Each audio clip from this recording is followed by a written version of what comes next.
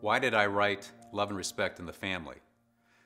My upbringing was such that when I was 2, I saw my dad attempt to strangle my mother to death, and when I was 11, I learned that he had committed adultery. So I have a woundedness in my heart that has ignited a reason for me to write this book. One day in a conversation with our oldest son, Jonathan, he looked at me and he said, "Mom, you wanted a perfect family and you didn't get it." I was stunned. He was not going to write this book unless all 3 of us kids and my mom were supportive of him doing so. His level of introspection, the amount of judgment that he put on himself. There are a lot of books out there that say do this in this situation or do that in this situation. But I believe this book allows for a framework that gives a parent freedom.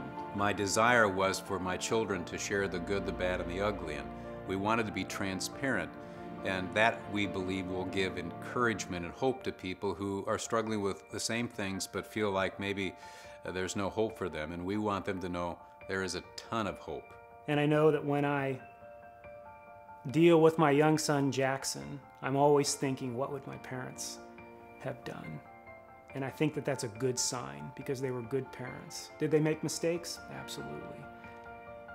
But I use the methods, the teachings that they gave to me. You know, people long to have a formula and have like, this is what you should do, these are the steps, and there's so many books like that out there. And this book will have that, but at the same time it has this overarching message of like, give yourself some grace. People have asked what has been my experience over the last couple years in writing this family book, and that was very difficult. No one wants to be a hypocrite. No one wants to fail.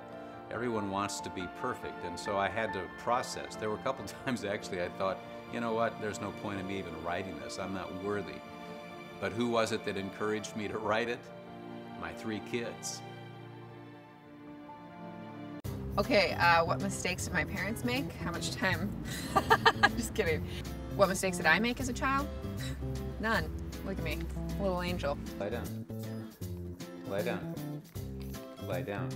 My brothers talked me into giving more of my Christmas money to get the Nintendo, which they played way more than I got to. Should we play video games? We need to. I gotta go at 5. Oh. Happy birthday, Jackson.